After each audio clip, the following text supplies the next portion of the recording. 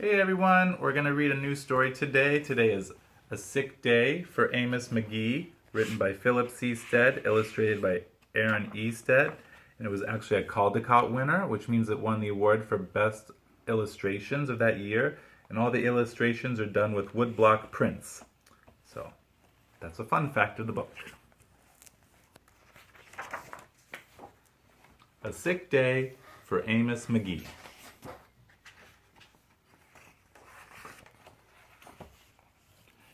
Amos McGee was an early riser. Every morning, when the alarm clock clanged, he swung his legs out of bed and swapped his pajamas for a fresh, pressed uniform.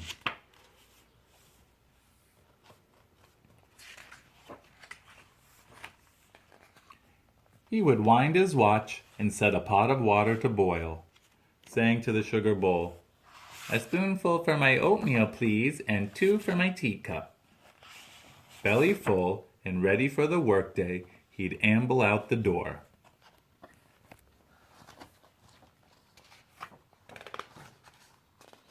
Every day, Amos waited for the number 5 bus. Benji likes the number 5 bus. "Next stop, City Zoo," the bus driver would call. 6 a.m., right on time. Amos had a lot to do with the zoo, but he always made time to visit his good friends.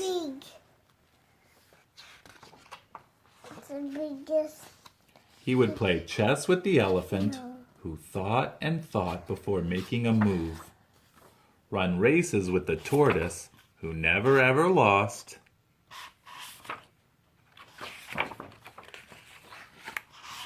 Sit quietly with the penguin, who was very shy. And lend a handkerchief to the rhinoceros, who always had a runny nose. And at sunset, read stories to the owl, who was afraid of the dark. One day, Amos awoke with the sniffles and the sneezes and the chills.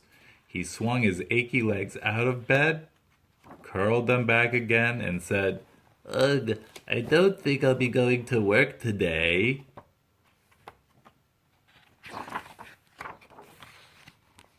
Meanwhile, at the zoo, the animals waited for their friend. The elephant arranged his pawns and polished his castles. The tortoise stretched his legs and limbered up. The penguin sat patiently all by himself. The rhinoceros worried that his allergies were worsening. The owl perched atop a tall stack of storybooks, scratching his head with concern. Where is Amos? The animals wondered. Amos monkey.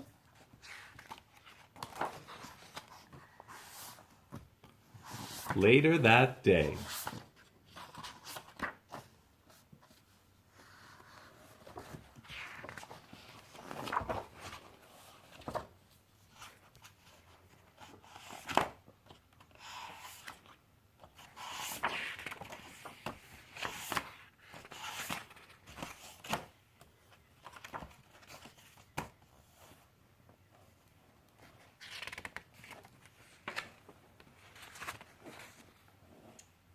Hooray! My good friends are here!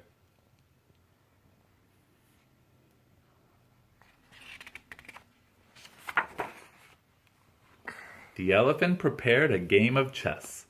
Amos thought and thought before making a move. "I'm too tired to run races today," said Amos to the tortoise.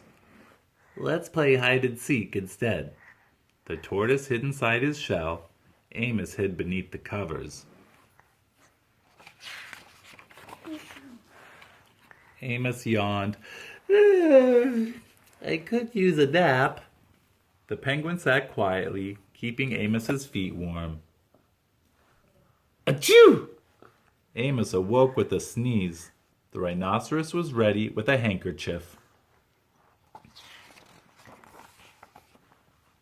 "I'm beginning to feel much better, thank you," said Amos to his friends. He swung his legs out of bed. "Perhaps we'll share a pot of tea."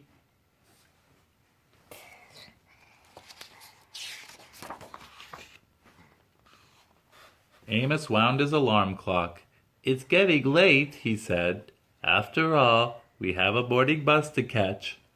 So Amos said good night to the elephant, and good night to the tortoise, and good night to the penguin, and good night to the rhinoceros, and good night to the owl, who, knowing that Amos was afraid of the dark, read a story aloud before turning out the light.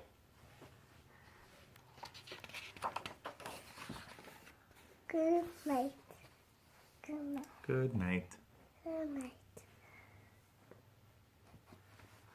The end. All right, I hope you enjoyed that story.